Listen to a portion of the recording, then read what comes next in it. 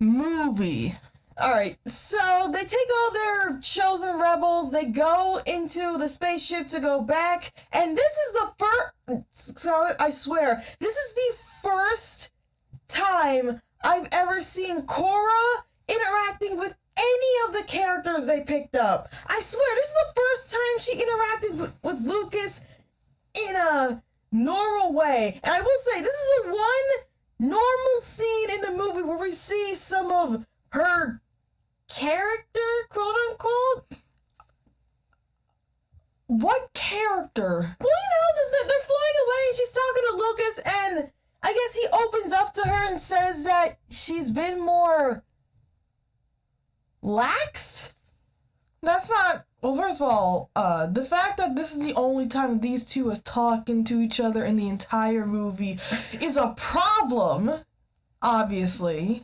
And the fact that she's having a conversation with any of these people other than Gunner is a massive problem, since that just proves that nobody really knows each other. But on top of that, that's not even the scene. What happens in this scene is a very half-assed character development for Lucas, saying that, he inspired her to want to fight for the rebellion too. Well, not fight for the rebellion, but fight against the Empire. Yeah, I think they're trying to, set up a love triangle between the... No. This is just a half-hearted attempt at making Lucas have character development like Han Solo had character development in Star Wars. But see, the problem is that, one, we already know that Lucas is a traitor, so I don't even know why this scene exists. And two, both of them didn't even have enough screen time for him to have any character development. That is true. So this is just a very awkward conversation about him being inspired by her and this adventure for him to want to fight against the Empire. Hey, at least the movie is attempting to try. And I'll give it points for that. It's trying to build these characters for, I guess, essentially part 2, since we know there's a part 2 coming up. It's not trying at all. It didn't develop these characters in any way. It didn't set up any character arc for Lucas. He was just here, riding everybody around, and now for the first time, Korra and him are having a conversation, and apparently her and everybody else and this entire adventure inspired him to essentially be a rebel. This is not trying. This is just saying that you did try by doing the payoff without actually putting any of the work. So I don't really see this as a win. See this scene as a win. But hey, this is the first time in the movie where Korra smiles. See, this is the first time we see Korra have any other emotion other than being serious. And see, they're having a little moment. There's a little back and forth. I mean, it does get a bit interrupted when he reveals, like we saw, he has to drop off some cargo. Yeah, he has to drop off some cargo, conveniently, right before they go back to the farm, guys. He has to drop off some cargo at a port to somebody. And of course, just like how nothing else made them suspicious about Lucas, this obviously didn't make them suspicious about Lucas at all. Yeah. Well, I mean, to be fair, he did drop them off in those other places, and nothing happened, so who knows if anything will happen here? Uh-huh. Well, yeah, so now we're going to a port, everybody. We're going to a port. So Lucas could drop off some cargo. And everyone's helping out, I guess. But right before that, the Empire finally got to Sharon, like the planet the Resistance was hiding out in. And how slow is this Empire? Yeah, how did Korra and her team get to Sharon before the Empire did? Yeah, the bad guys took 1,000 years just to get the guy they found to their place. Why did it take them this long to get Sharon. Yeah, so that means that somehow, not only were the Empire really so slow to transport the guy to their huge ship, but also the main characters got to Sharon first and was able to leave with part of the resistance, or at least all of the resistance since all of them left the planet, right before the Empire got there. Wait, then where's the sister? Because the brother left. I guess the sister and the rest of the resistance also left. I don't know where they went, if they all showed up there. But anyway, they're all gone. And all that's left is the Empire and the King in the same place that they were the last time. So now, what seems to be happening in this scene is that the Empire has killed most of the King's guards, and now the King is on his knees talking to Nazi Noble. And the King is basically pleading for mercy, and apparently he has told them what has happened in the previous scene. And we properly get introduced to this version's Galagun. Yeah, so right after the Galagun. King has told them that he's helped the resistance and all of that, Nazi Noble goes on a whole speech about what this Galagun actually is. And like I said before, it's essentially the Death Star. Because right when it's ordered to just basically nuke the planet, we see absolute devastation on this planet. Which is weird, because I don't know how this gun works. Okay, so they finish talking to the King, and then they activate the Galagun, and it starts shooting at the kingdom. And then, oh no. An absolute devastation happened, guys. They shot a few cannons, and everything is just burning upon retrieval. Yeah, everything's just blowing up. Which is weird, because when I first saw this city, I thought it was like underground. I thought it was like an underwater type city where it's like a different like landscape. Like, I didn't know that this was it. Like, this is all it took. Like, look at this, guys. Look at it! It's like eviscerating everything in its path! And this is what our main characters are going up against, guys. This. And they think they have a fighting chance. Yup.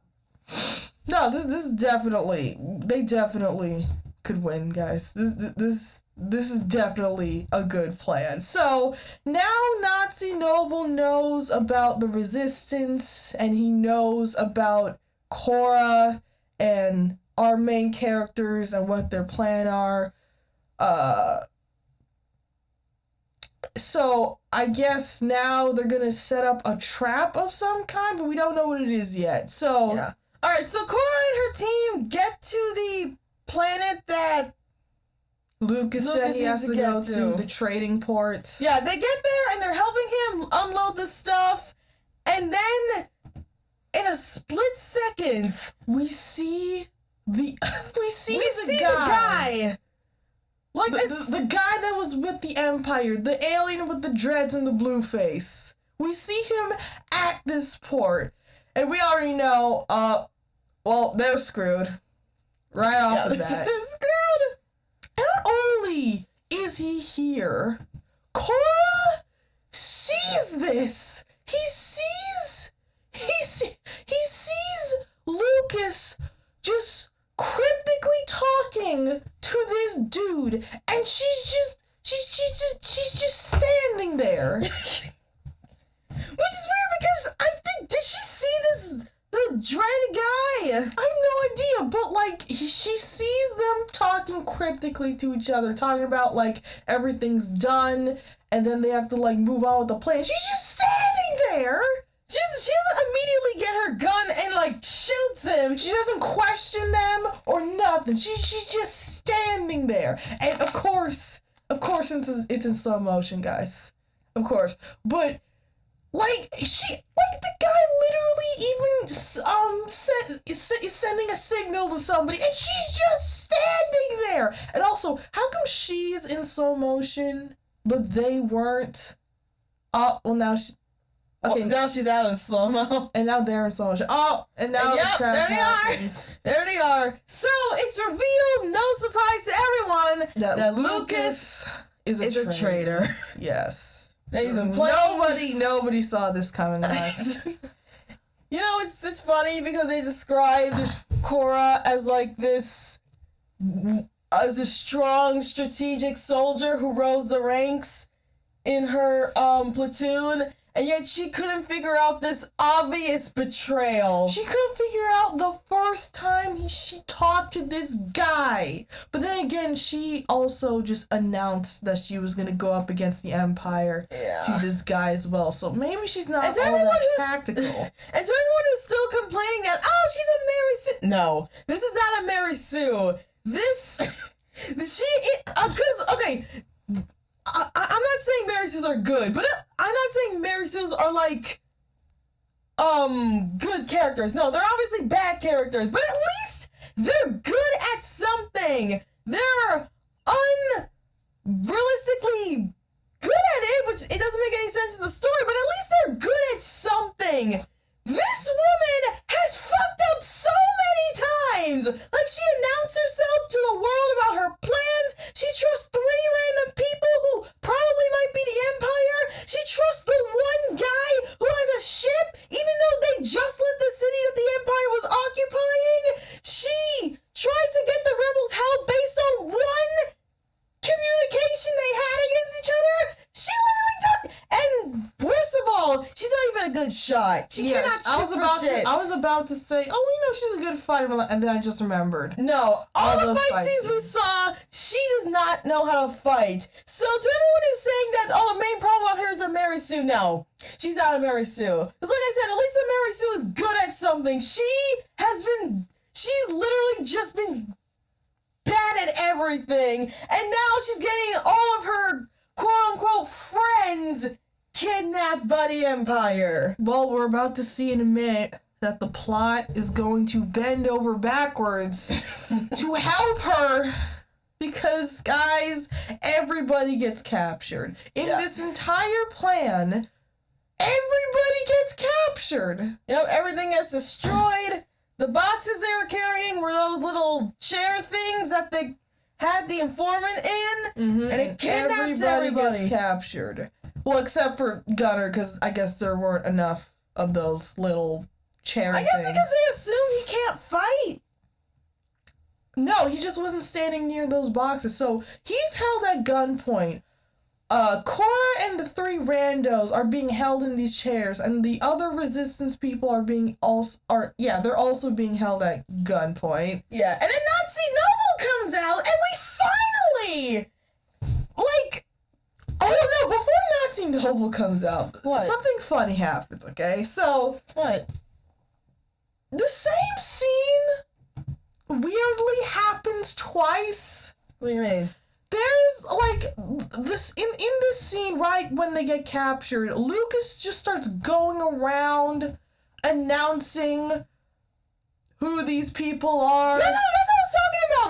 I thought that was Nazi Noble. No, Nazi Noble also does this. That's what I'm saying. The same scene happens twice. Lucas goes around announcing everybody's names and says a bit of their backstory. And this is, I swear, this is the first and only time we know who these people now. Up till now, we've just been gathering people and learning jack shit about them. But this is the only time we finally get to know who these people are. Oh yeah, and right before Nazi Noble comes, he also gives a little bit of his backstory as well. Right at this point. So he reveals that just like Cora, his world burned down. And just like Cora, he joined the Empire. Empire. But unlike Korra, he stayed. Yeah, he stayed because he said he doesn't want to be on the wrong side of history. That's Hamilton quote. Whatever. So that's why he is a traitor. Oh, wait, I am mistaken. He doesn't go around saying everybody's backstories. Oh, wait. Hold on.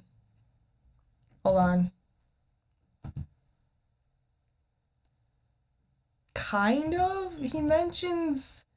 Well, he mentions everyone's name, so he's obviously aware of them.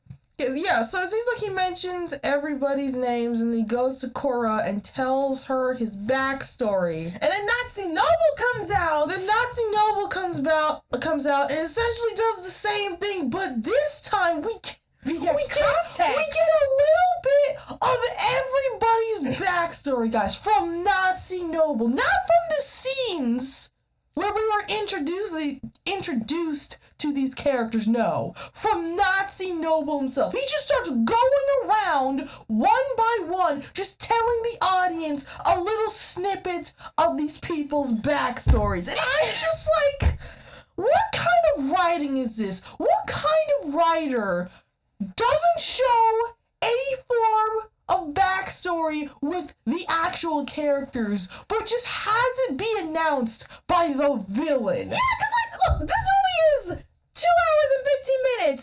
We are literally 2/3 away from the movie. We're like 45 minutes away from the end, and the movie finally decides to tell these people who they are and what they were doing here and why they even thought about joining her side. Because up to this point, we don't know anything about them. We don't know why they joined, what their personality is. Like, nothing. But no, Nazi Noble has to come out and announce it to them as if the characters themselves don't have mouths. Yeah, apparently he just goes around telling each of them what their backstories are as if they don't know what their backstories are. Yeah. So It's very weird. Yeah, so first he goes to Tarzan, and apparently he's a prince. He's a prince. He's a prince from another planet who I guess got kidnapped and sold into slavery. Something like that. We know that he's a prince from some type of kingdom. And I'm just like, when was this ever mentioned? And then he goes to General Titus, and well, we already know his backstory. But then he goes to Nemesis, and he reveals that she is a bloodthirsty assassin. Yeah, apparently she took out, like, top leaders in the Empire because her children died. I guess by the hands of the Empire. I'm just wait, I'm looking at the script. According to this, she said she assassinated 16 high-ranking Imperial officers. So you're telling me that so there is ranks in this empire. So what are you doing here? Why is he here? Why don't you send one of your other Imperial officers that you seem to have in tow? Yeah, why is he... Yeah, I just realized, why is he here? Why doesn't he just tell Lucas to have them board the huge ship? Just like they did with the Informer. Why did he come down here? Why? Just for him to tell... Yeah, just for him to come down and tell the audience everyone's backstory? Why is the senator making this one important man who will probably... Who the world would probably go into peril if he died? He's do all of the basically... grunt work. Yeah, he's basically... This is a Darth one-man Vader. army. Yeah, he's basically Darth Vader. At least Darth Vader had, people to do all the grunt work. He like go to all these places by himself. Yeah. He had people on the inside. He had stormtroopers. He had so many resources. No, this guy's just doing everything all by himself. He's doing food trade by himself. He's doing interrogation by himself. He's doing this by himself. Are you the only soldier in this fucking empire of And he also had to go and destroy that other planet. Oh my. Listen, alright, I like legit don't know why this scene is happening. They have the main characters. All they need to do right now is just paralyze them, take them on the ship, and just lock them up. Yes. Or just kill them, and they'll be done. Yes. They'll be done. But no, he has to come down here and give this entire speech so that the audience can get a little snippet of backstory from these characters where we should have known their backstories from the start. Yeah. But whatever, guys. This is phenomenal storytelling. Yeah. So then they confiscate all their weapons. And also, by the way, when he reaches Korra, apparently she's so famous that she's been wanted throughout the entire galaxy, apparently. But somehow, nobody recognized her in the village. Why? She was right there when you guys landed. She traveled all of these planets, And nobody recognized her. and nobody said a word. Nobody knew who she was. And what does Lucas know who she is?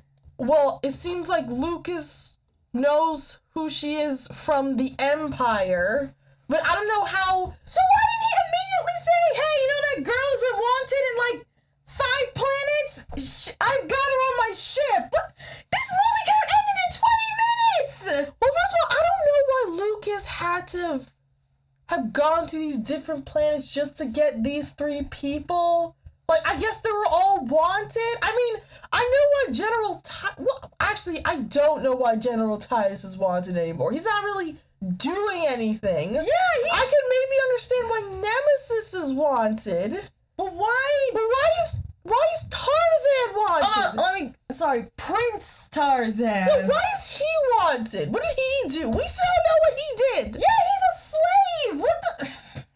So I don't know why Lucas had to go on this entire adventure just to get these 3 people when he could have just sent Korra to the Empire and she wouldn't have been able to do anything. But yeah, now they got all of them finally, and they just need to paralyze them. And it'll all be over, guys. So you might be wondering that these characters are just screwed. They're just screwed. Like, they can't do anything at this point. Oh, no. We not only have they taken out the planet that's been keeping the resistance hidden, but now they actually have one of their leaders. They have one of their leaders. And 3 people who are apparently important in the grand scheme of things. And now they also have Korra, who apparently was wanted throughout the entire galaxy. So now, these characters are screwed. They can't do anything. They can't run. Like, they're all captured. So all they need to do now is just paralyze everybody and it'll all be over. But guess what, guys?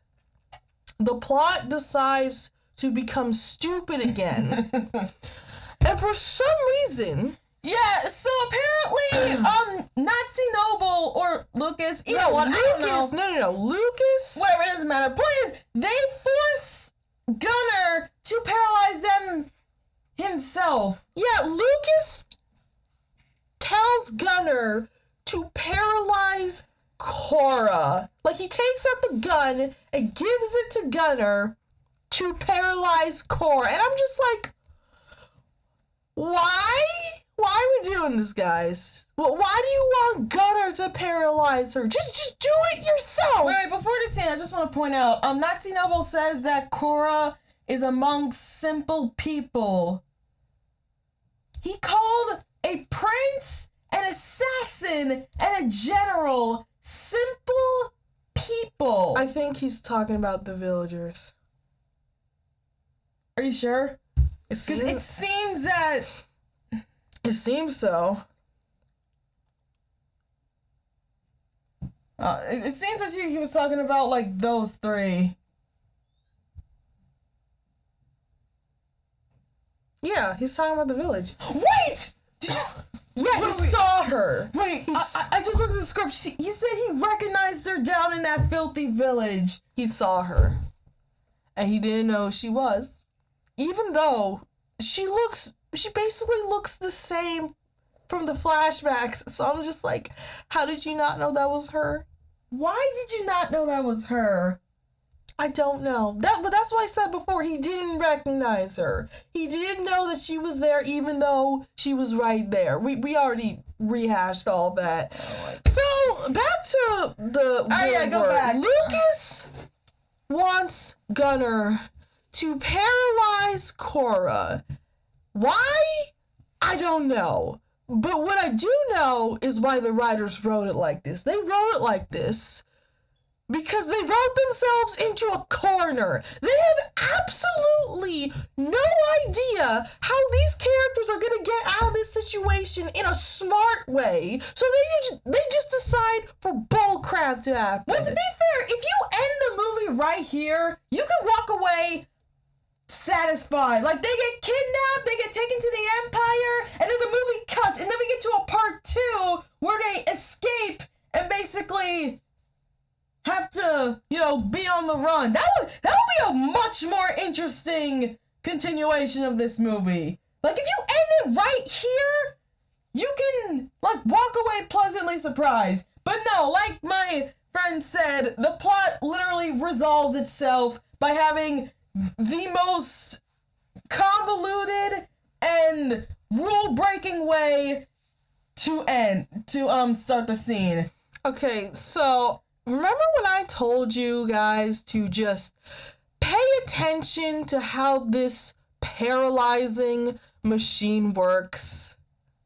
This is why. Because the entire mechanism of this machine is the reason why the movie ends this way. This is the catalyst of how Act 3 happens, guys. This stupid machine and how it works is the entire reason why the Act 3 happens the way it does, okay? Yeah, so Lucas gives Gunnar the gun, he puts it into the slot that he puts it in the same way. He puts it in the same way Nazi Noble does. Yeah, he puts it 90 degrees horizontal. Then he turns it, and the machine's giving him the go ahead to shoot her spide. Remember when we described the way this mechanism worked? Yes, we said before that when it gives you the go ahead, you shoot it. You turn it back to where it was, and that mechanism sets the person free, apparently, okay? So, what happens in this scene is that Gunnar decides, basically, to not only not shoot Cora, because it's in paralyzed mode. Yeah. Not only does he not shoot Cora, but he turns it back. He turns it back to its starting position, and it just frees her.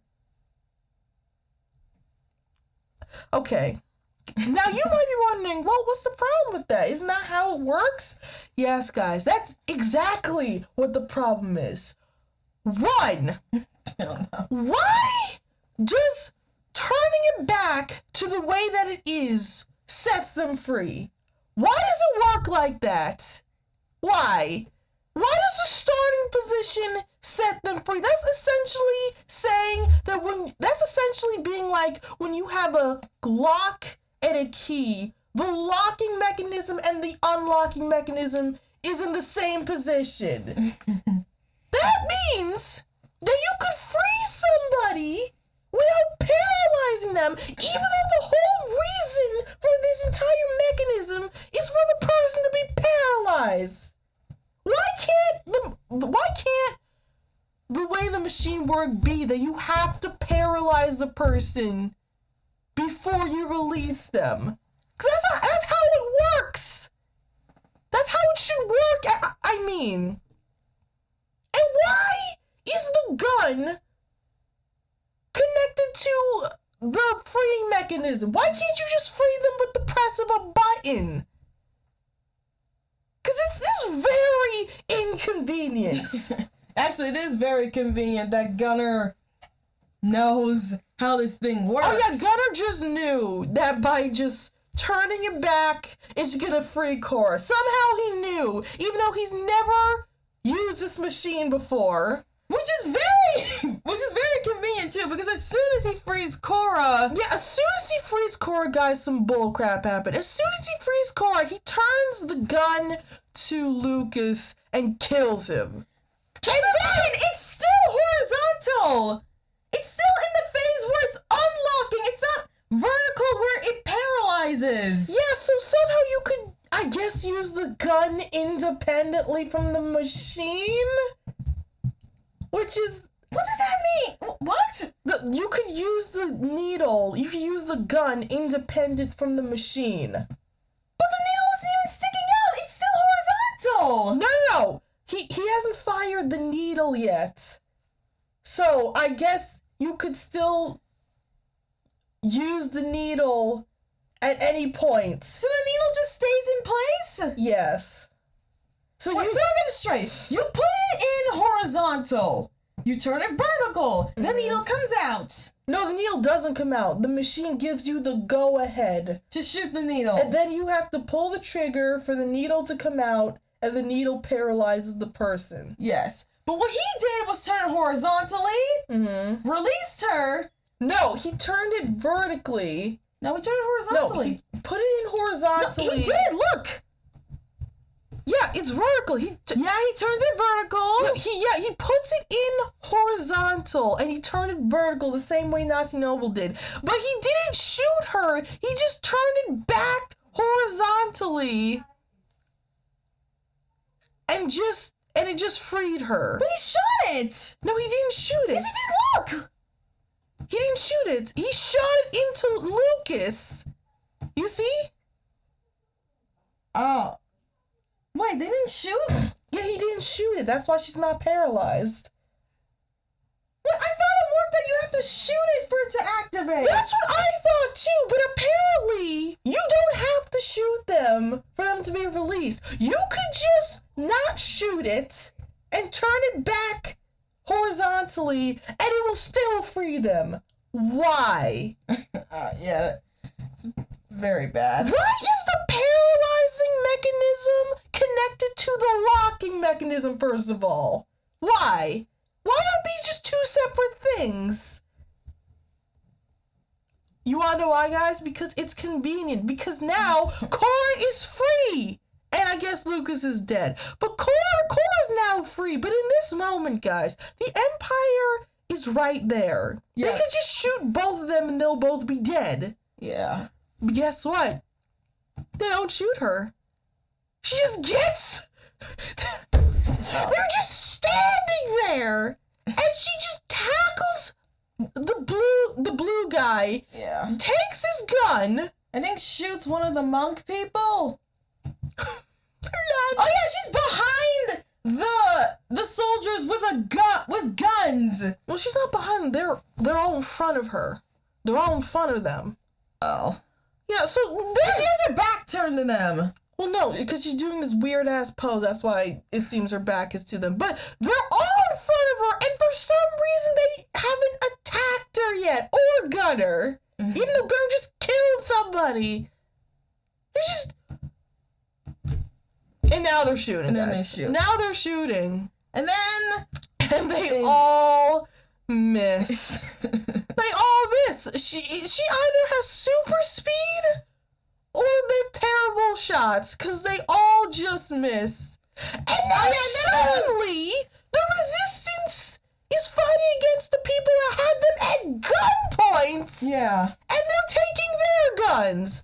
What is happening? I have no idea. How has the Resistance now gotten the upper hand against the people that were holding them at gunpoint? What were you guys doing? Anyway, essentially, now the Resistance and Korra are free, Yeah. and a shootout is happening. Now, I just want to remind you guys that blasters are flying back and forth, and our three other characters are still being held up in these contraptions. So there's a good possibility that they could be shot. Nope, but they don't, because They are all Skate. Oh yeah, she does shoot the monk people. Oh my, like they're all, like she's barely in cover. She's barely in cover. Just, alright. So yeah, they all miss. Why did she take off her cloak? I have no idea. She has nothing. Well, she's just running out in the open now, and they still missing her.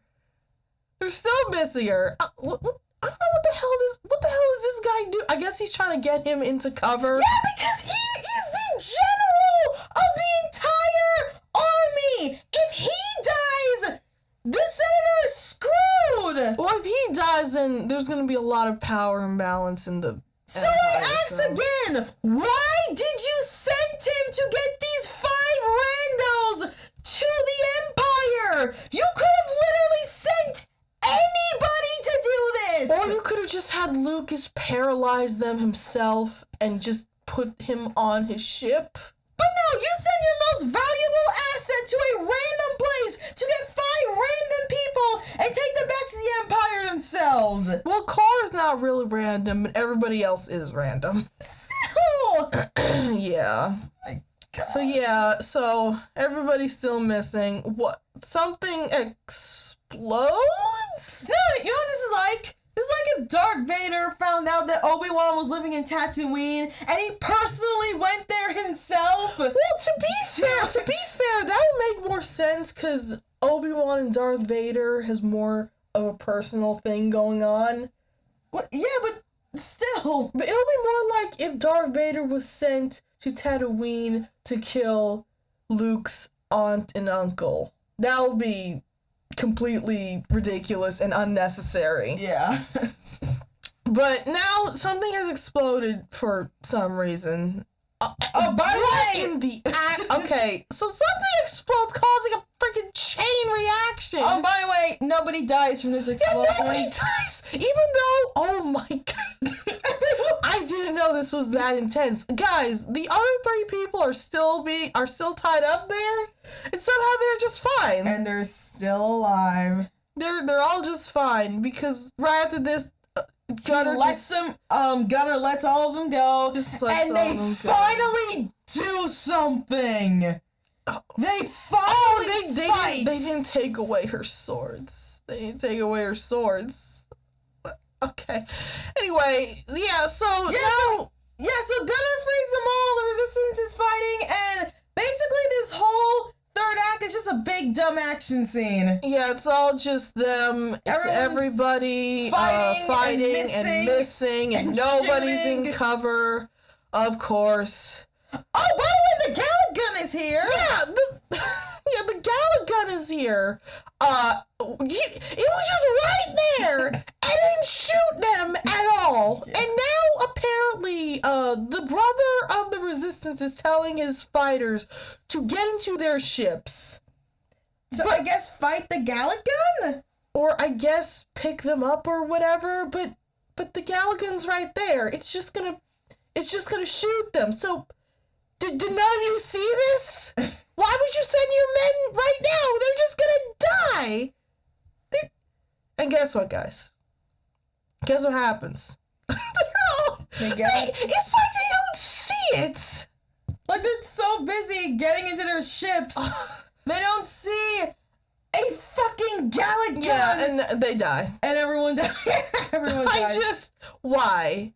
Or are you guys blind? Did you not? And what is she doing? Trying to buy time, I guess? By time for she's just shooting at the huge ass ship.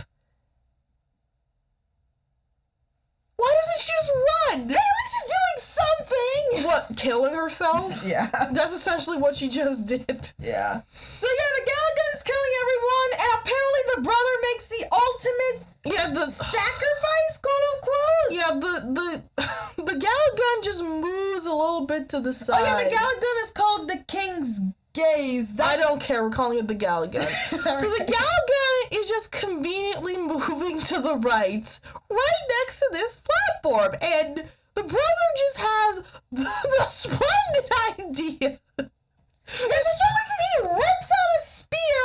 I guess he thought he had a gun. It's not even a spear. It's just like a little piece of shrapnel. Whatever. He pulls that out of a soldier, and I guess uses that instead of his gun. Yeah, to just. And Oh my everyone's missing. gosh. Everyone's still He's missing. in enemy territory right now. Do they not see him right now? Wait, do they have grenades? If they don't have grenades, I don't know. It doesn't seem like they have grenades, but I just realized he's now in enemy territory. This guy is right here, and he doesn't see this man. All right. So anyway, he's now gonna. Oh, now they see him.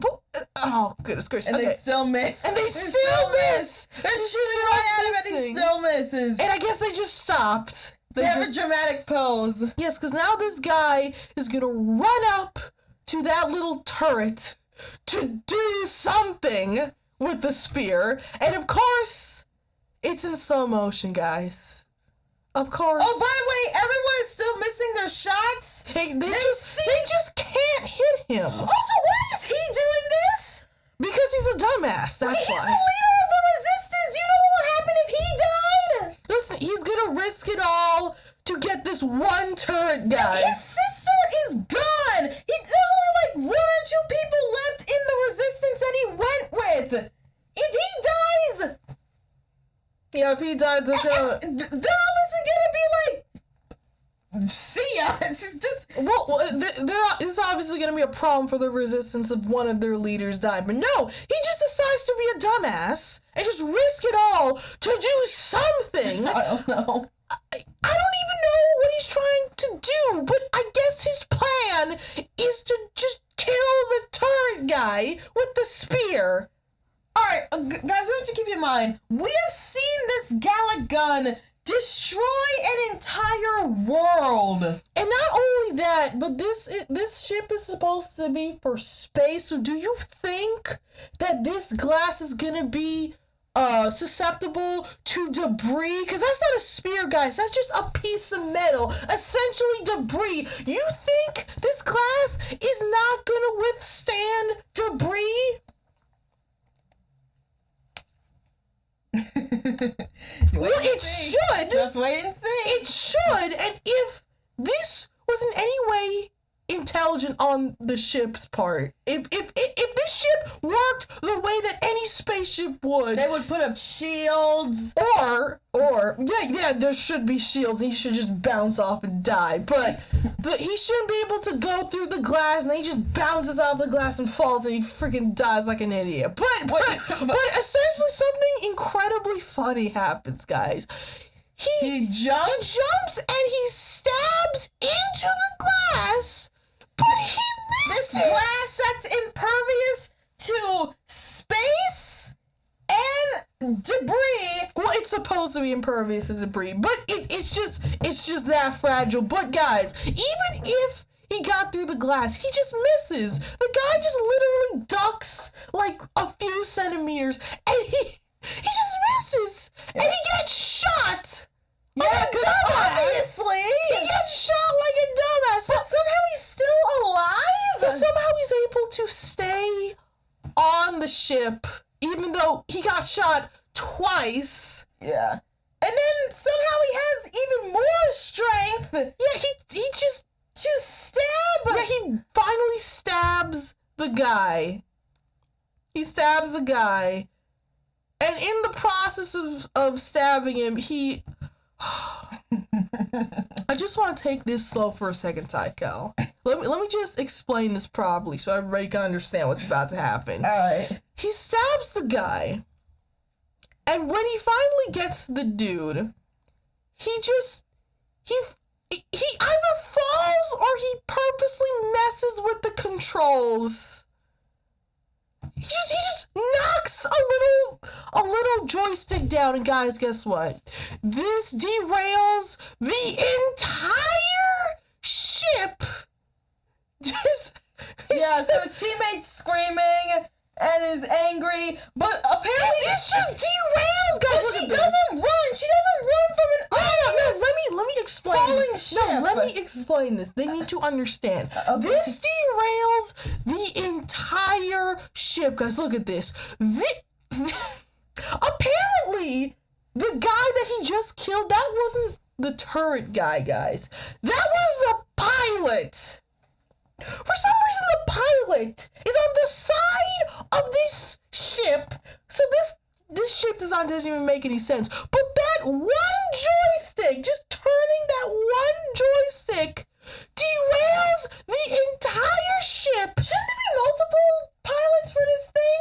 Yes, but forget that. It's just this one guy, and that one joystick just derailed the entire ship, and now it's crashing into the port! Guys, do you understand what I'm trying to say about the plot bending backwards to help the heroes? They had to have made the pilot, for some reason, at the side of the ship. Only have one pilot, like, basically be in charge of the stability of the ship. Have it move right near the platform where the brother could get a random stick of debris, just launch himself in the air, miss, get shot, not die, finally stab the dude, and just completely derail the ship by just moving a joystick.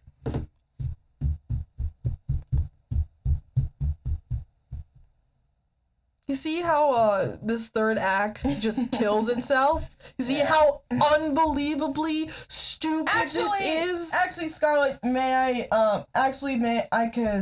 it didn't kill itself. It killed itself when that key scene happened. Oh, that's true. It just careened into a canyon when this happened. Yeah, you're right. That entire paralyzed scene was the time it killed itself. This is when it burned itself alive. Yeah. And is now careening down a cliff. So now, this huge-ass ship is now careening into the bridge because of one joystick being pulled down, guys. And for some reason, nobody dies. Well, I mean, the villains die. No, obviously. don't. Well, the fighters die. Well, Natsu Noble doesn't die because he escapes. Well, he doesn't escape. Well, let's actually look at this scene. So it's careening into the bridge, and for some reason, Korra's just standing there. Well, she doesn't stand there. Korra just. Oh well, she is kind of standing there, but now it's careening into the villain. So now Natsu Noble should be dead, but as Tykel said, he doesn't die, but he should be dead. Yeah. And Korra, for some reason, just has the urge to kill? To just run over there. Why? Why? Just escape! But you could just leave right now. But no, for some reason she has to be the one to kill Natsu Noble herself. So she's risking her life to run on the other side as the ship is falling on the bridge. Also, question, why does she care about Natsu Noble? I don't know. We don't know if these two have any history. We don't know, because we don't even know Natsu Noble's backstory. We don't know anything about him. Yeah, but we didn't even see him in the flashback where Korra used to be part of the Empire. Yeah, but I thought that, she was his lover, and she thought that he died and she, abandoned him, but then he came back and he, wanted to get revenge for leaving him, but no, that's not what happened. They don't know each other. Well, it seems like they don't have any history, guys. They don't have any history with each other, it seems. They don't, but she just has the impulsive urge to just kill him and is able to risk her life. Well, she's willing to risk her life just to get over there to kill him and could essentially kill herself. I don't know why this scene is happening, guys. I don't know why she wants to run over there. I don't know why she wants to kill him herself, but that's happening right now. And I ask again, why has no one died? The ship is falling onto this tiny little platform, but all of the heroes are apparently alive! Yeah, well, because the ship is conveniently not falling on their side. It's just falling on the villain's side. Oh my god. Even though it causes a huge explosion, but still, everybody's just fine.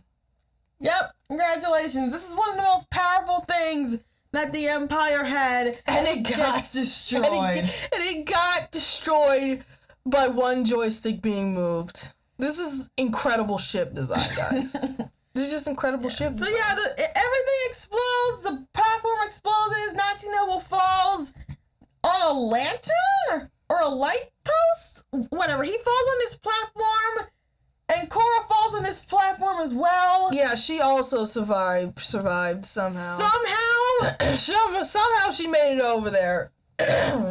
And now we're at the boss fight, guys. We're the final dumb action scene. We're at the boss fight, and for some reason she has lost her gun. Her gun is just gone. Oh, I didn't even notice that. Yeah. I thought she still had her gun. And his gun is gone. Where did both of your guns go? I mean, to be fair, if she still had that gun, she would immediately miss. She would immediately. Yeah, it would just be them missing each other point blank range. They're 5 inches away from each other and they miss. Oh yeah, and he has this dumbass stick again. What? From the freaking farm scene. This is the most useless. Okay, look, I get. Okay, look. I understand that you want to give your villains gimmicks. Like, you know how a villain has a very important thing that identifies who they are? Like Scar from The Lion King has a scar. Or, Ezra, what's the octopus's name from Little Mermaid? Crap. Ursula! Yeah, Ursula. Yeah, Ursula has her, like, spells and her necklace thing that she gives to Ariel. Yes, every villain Jafar has a staff that he uses to do magic. Every villain has a gimmick, and I understand.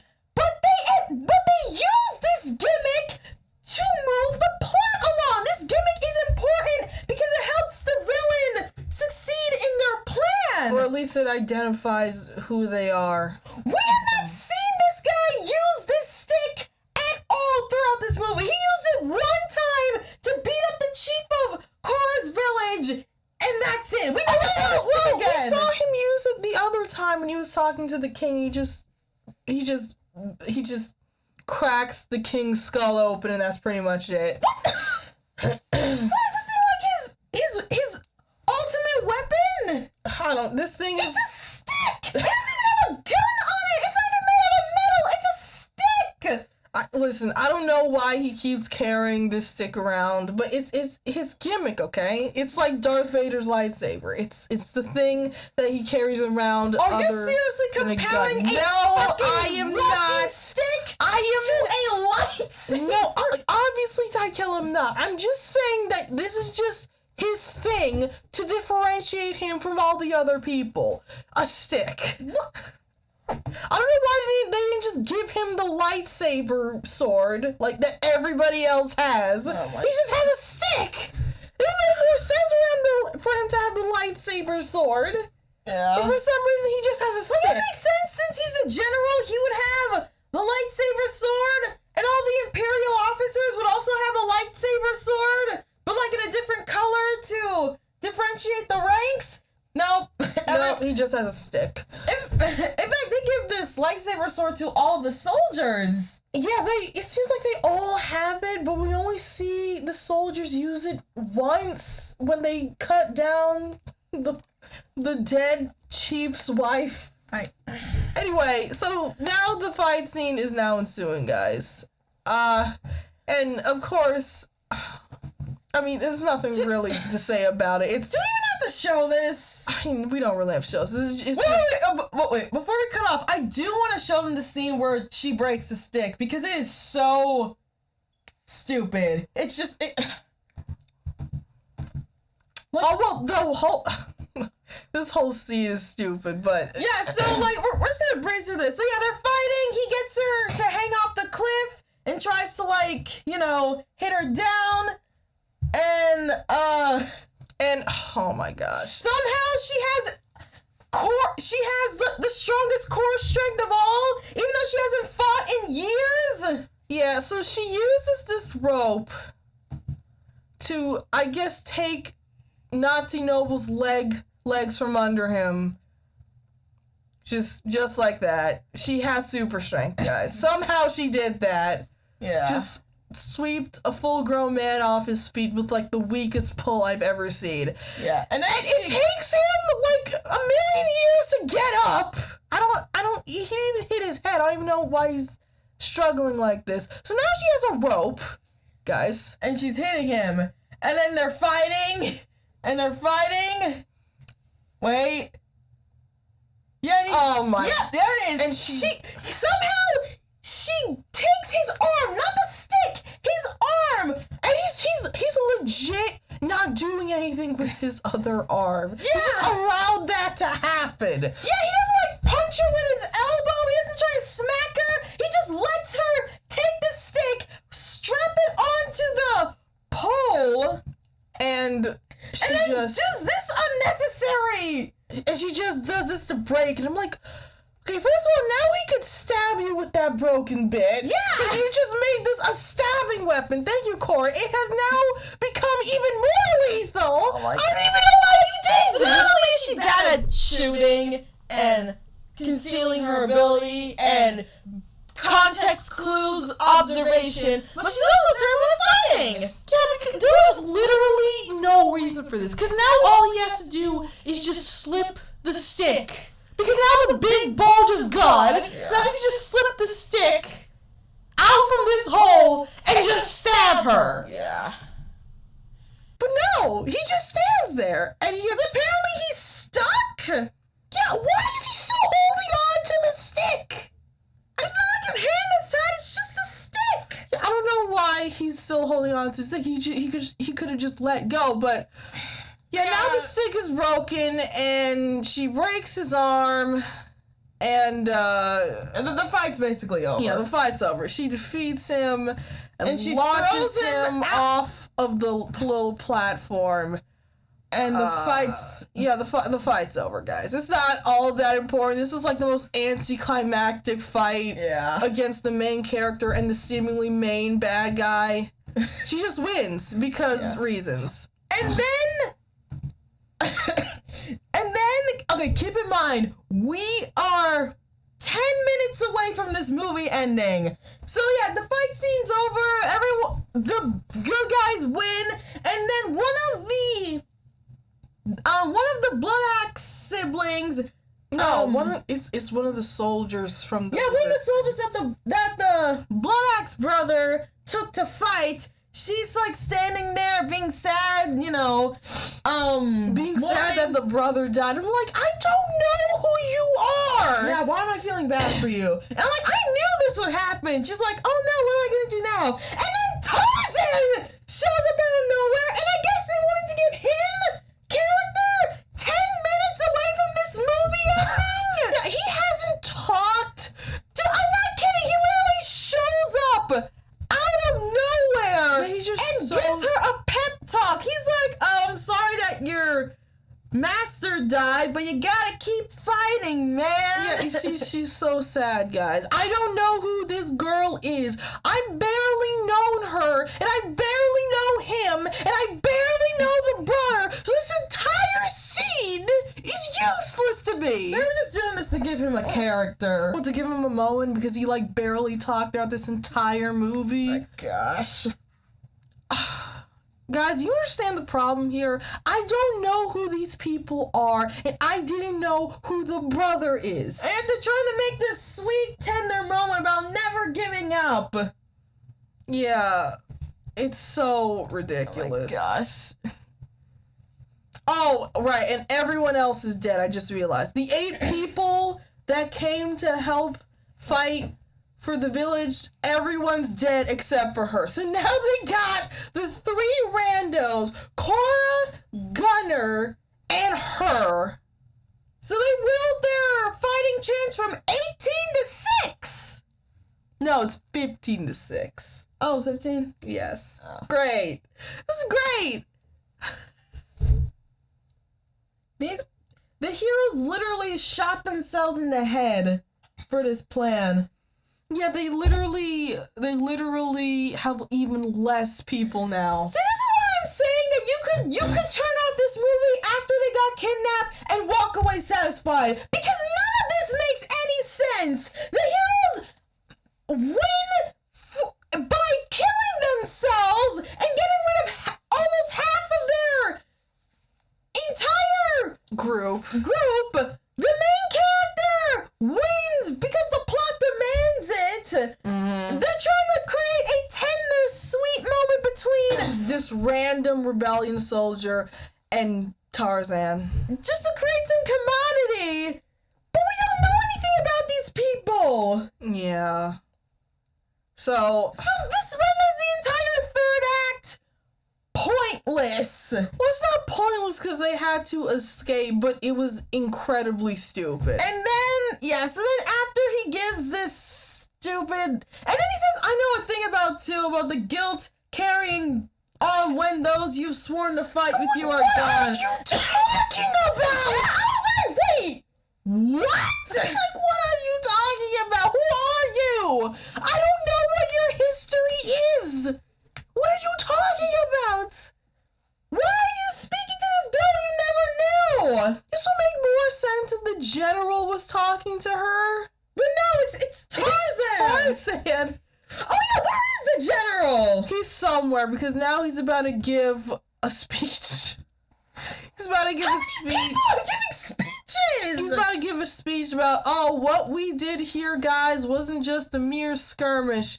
It was a stand against the Empire. And I'm like, right, this is a stand against the Empire. You took down one ship, and now the Empire is going to be coming after you guys.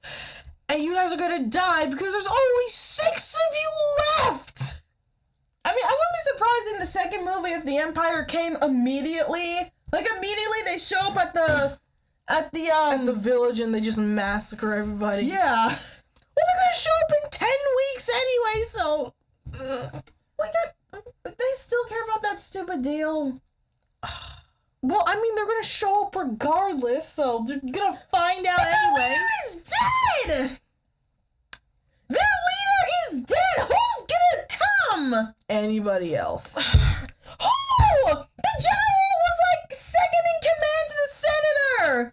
He's dead! There is a huge power gap within the Empire now! Well, it's not a power gap, it's just their main general is dead, and that will obviously cause problems because he was important. Oh my. So... Whatever, yeah. so Titus Gives gives a a speech. whatever. It's all over, And they guys. all stand triumphant. They're all triumphant, even though she didn't even really do anything. She didn't even talk. Oh yeah, she barely talked. She talked. Did she talk less than Tarzan? She only had one line. Well, she had some lines in the mining planet. Yeah, that's it. That's the only time she talked. Oh right, she didn't talk again. So, ranking the amount of screen time, guys, it's probably her, Tarzan, Titus, Gunner. Wait, I can't see him. Whatever. It's her. Well, actually, it's her. So it's her, Nemesis, Tarzan, Titus, Gunner, and Cora. That's the amount of screen time, and all of them aren't important. Yeah. It was great. And look, they're all a team. Yeah, They're all a team. They've this. they've grown together as a team, guys. Wait, let me count this. 1, 2. It's 6. Oh yeah, it is 6. Sorry, I thought I miscounted for some reason. They've grown together as a team, guys. They've grown together to work together to defeat the Empire. These 6 people. This is great. This is great, guys. So yeah, the Movie's basically ending. the movie's over. They all go back to the city. They go back to the farm. Yeah. Okay, I'm not. Wait. Go back. Wait, where is it? Wait. Oh, and also the general keeps saying, "Don't call me General Pazzo." Whatever. They go back to the farm. Okay, I will admit this shot looks pretty nice. I don't know why you keep saying It looks nice. It's a nice little sunset. Wow, we're congratulating this movie for a sunset. Look, I'm giving it any prompt it deserves. Okay. What prompt? It's a sunset. Alright, whatever. They get to their village, and I guess they're trying to create some banter. Whatever. Listen. These characters barely know each other. Okay. Oh wow, that dialogue. Wait, why is that shot out of That focus? dialogue is stilted as all hell. He says, "That's our village home," and then Cora says, "Home." It's like, oh my gosh. Yes, guys, it's your home. Oh my god. This dialogue is so bad. It's so bad. Oh yeah, he's right. What? Did you hear what Tarzan said? They killed Noble. Their job is done. Well, no. What do you mean? No. Tykel, just because they killed Noble doesn't mean that the Empire's God. Yeah, but her main plan was to recruit all these people to fight against Noble from the farm. Yeah, but the Empire's still gonna be going to this farm. Just because Noble went there doesn't mean the Empire doesn't know about the farm. Alright. So yeah, they're still gonna be going out of this village because now they probably know they're at this village and they're all gonna die. You're immediately calling them gonna die? Listen. I know because this writing is so terrible that they're not gonna die. But they should, because it's only 6 of them in a village. Whoa. Of people who don't know how to fight. And they have probably 10 weeks. Do they have 10 weeks? Because, again, there's no timeline. We don't know how long it's been. How long have they been gone? Yeah, I don't know how long they actually have. They could have like freaking 5 days. Oh, whatever. So yeah, they're probably all gonna die, but of course they're not. Oh, and we the see movie's the over. robot again, guys. We see the robot. He has antlers. Also, why is he still here? I don't know, but he's here now. He's got antlers on his head. What the hell is he doing? Why does he have antlers on his head? Why does he have a stick? Whatever, they go back to the town, the robot shows up for no reason, and the movie is finally over. Yeah, they really linger on this shot. We did it, guys. We survived the movie. Yeah, we did it. But look, it's not all done yet, guys, because apparently in the explosion, Noble is still alive. Wait, what? Noble is alive, guys. Oh, right, I forgot about this. Yeah. Okay. This, I can't believe I'm saying this. We are 5 minutes away from this movie being over, and this was the only investment I had. What investment? Okay. Let me explain the scene. So yeah, a ship comes over. They get Noble. They pick him up. They take him back to their Empire ship, and they put him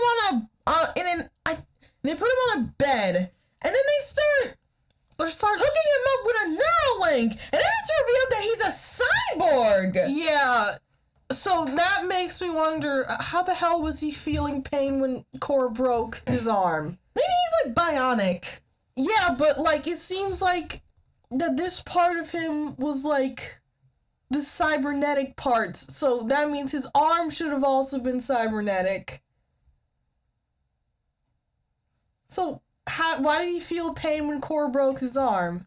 I don't know. Anyways, they attach this thing onto him, and then they hook this machine, and it starts glowing this blue and red energon inside of him. Oh, no, it doesn't seem like it. Oh, okay, whatever. Yeah, it's this weird contraption where blue energy is flowing in him and red energy is flowing out of him. I have no idea what's going on, guys. So apparently this is some type of communication device for him to contact Belisarius. And I thought, oh, okay, that's interesting. They have a unique way of communicating with the Empire. So they put him in this You mean the senator? yeah. Yeah, so they The put him in this Emperor or little whatever. bubble thing, and then he wakes up. He wakes up in like some type of ice lake with a moon, and that's Belisarius right there. Yeah. So they have a little chat. Belisarius isn't happy. Obviously. Senator, oh my goodness. Noble tells him that they finally found Cora, but obviously, Belisarius is not pleased that Cora is now with the Resistance. And essentially, guys, this scene is just Belisarius telling him to find Cora and to bring her alive so that Belisarius could kill her himself. That's essentially what this scene is. And while this scene's happening, Belisarius keeps tapping the ice, and the ice keeps breaking, so this is probably not like a real place that they're in. This is probably some type of fictitious place in their heads, or whatever. Which is interesting, because as they're talking, yeah, he's breaking the ice, and he's saying, oh, bring her to me, or you'll, perish. And as he breaks the ice, Nazi Noble falls, and I guess the communication breaks. Yeah, the communication ends. Yeah, he goes to the ice, and then pops from the bubble, and I guess he starts going through cardiac arrest. It just electrocutes him. What kind of system is this? This could just kill somebody. Yeah, it's true. Yeah, this communication thing is very stupid. But it is interesting. They show But it's also very unique stupid. thing But it's also in the entire movie. I like this. yeah, but it's also very stupid because it seems like you could just easily get electrocuted and possibly die. Why does it work like this? Also, they strapped him into this thing when he was in critical condition. I don't know why they didn't treat him right before strapping him in this thing, but whatever. He's going to cardiac arrest, and they're reviving him, then he screams, and then it ends. The movie ends. And then the movie ends. Wow, thanks, movie. You finally introduced something interesting, and you cut it off 5 minutes at the end of the movie. You know, Tykel, I'm starting to see you're giving this movie too much credit.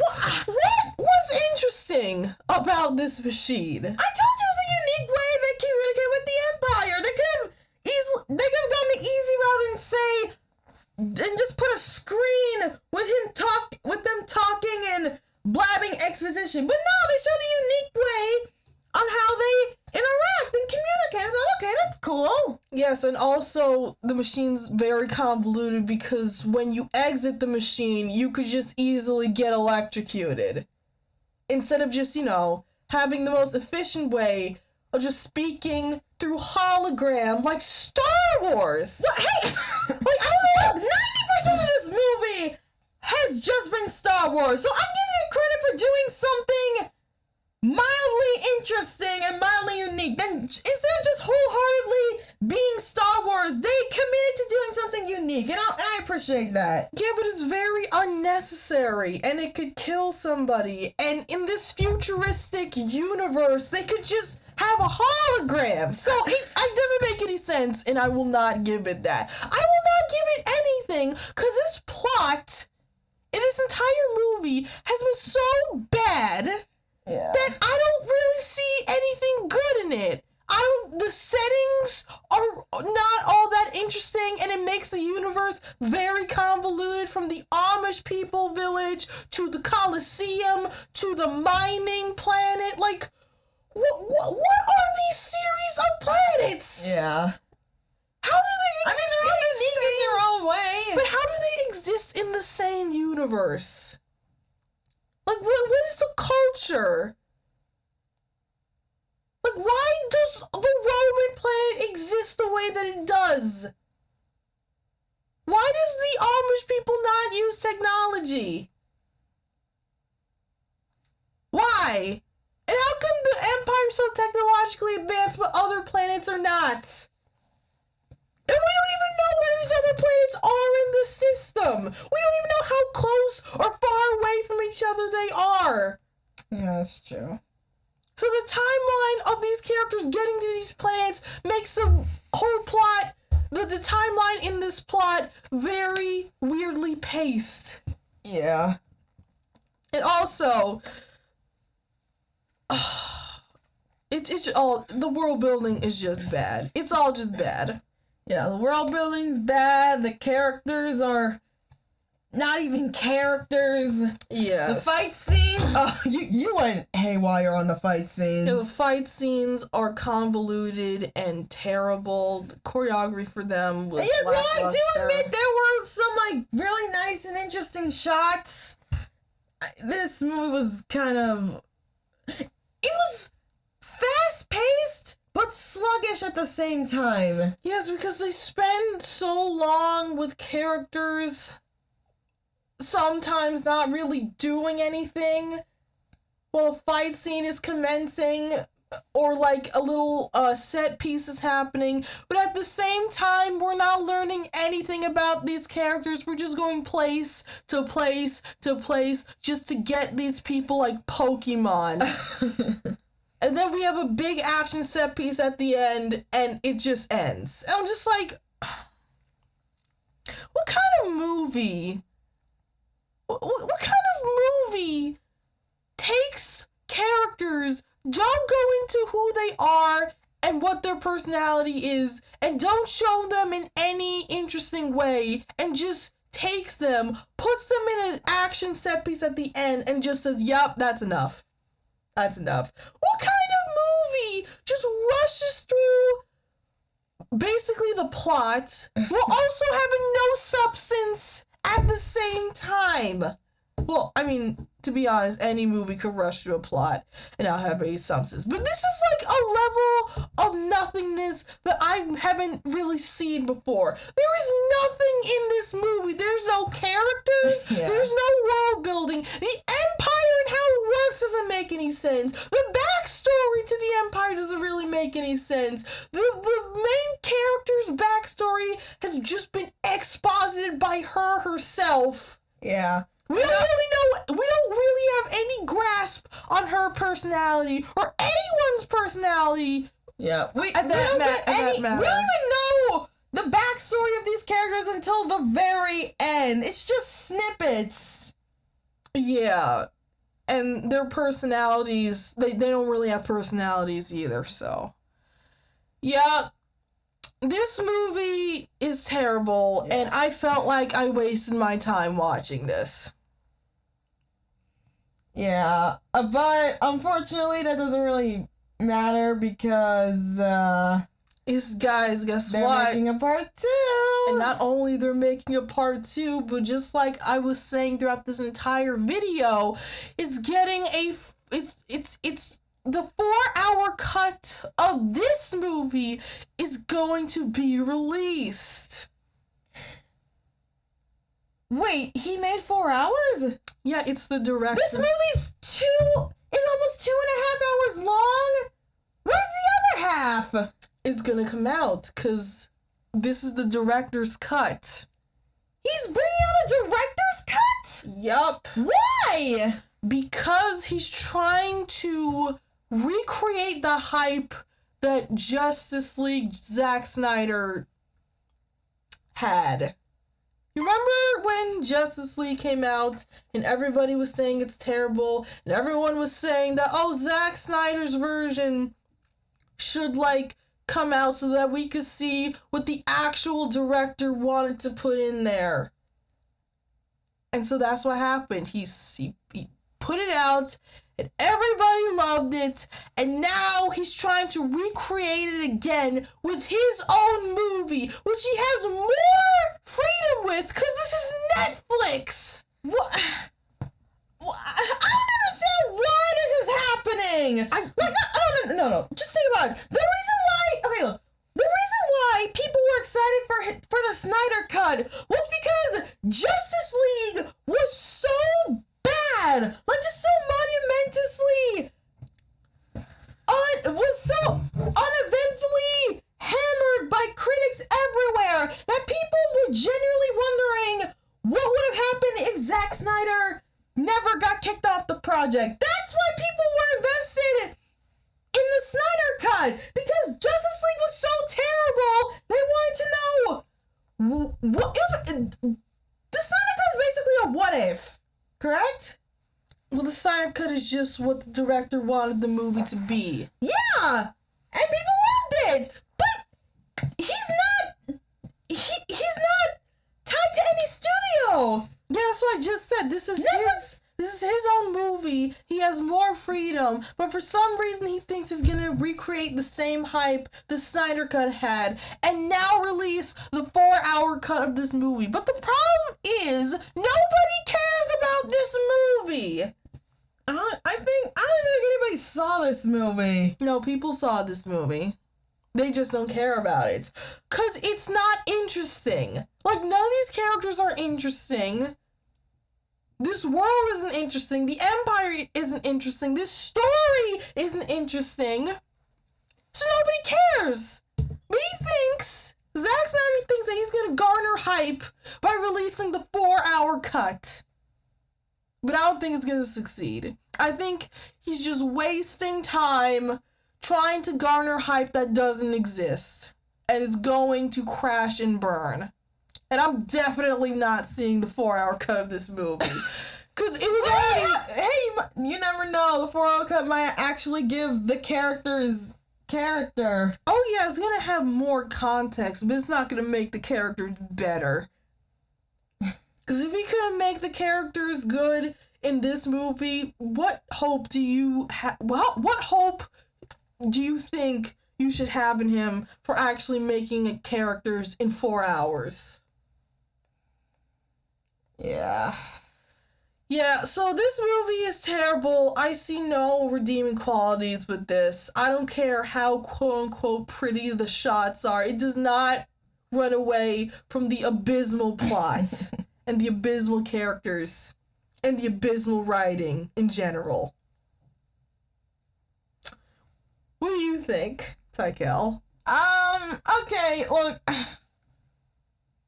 I know this movie's bad, and I am understanding more and more that my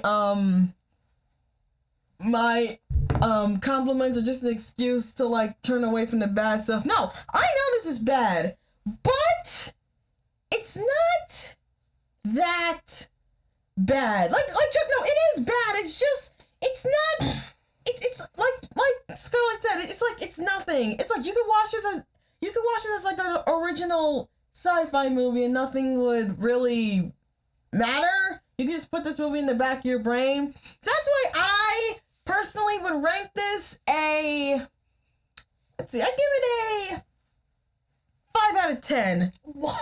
5 out of 10. What? We spent like 6 hours talking about this movie and both of us bashing every element of it. No, you bash every element. I at least try to give it some props. Yeah, but you've been bashing it too. We've both been bashing it. Well, yeah. And after all of that, you're gonna give the movie a 5 out of 10?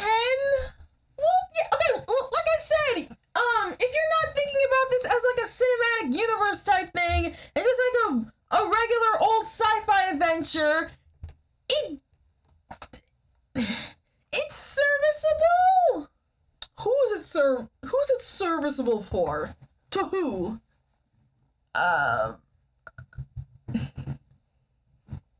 like background noise.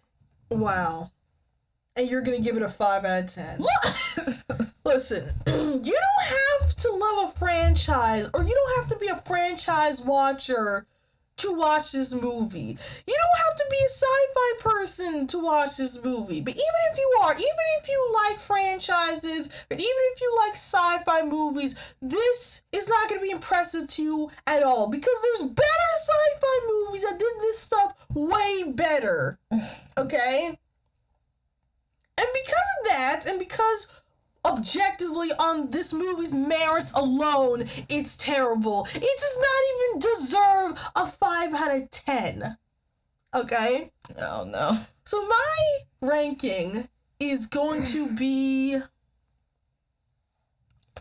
3 out of 10. 3? Yes, it's a 3 out of 10. Oh, I thought you were gonna give us like a 1. No. A 1 has to be the lowest of the low. It's gotta be the entire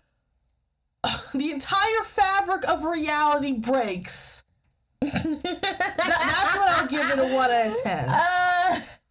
Alright. Well, that's it for our, for this episode. But what do you guys think of the movie? Do you think it deserves some bit of credit? Or do you think that it deserves none because of the abysmal writing? Hey, you gave it a score, so you at least gave it something.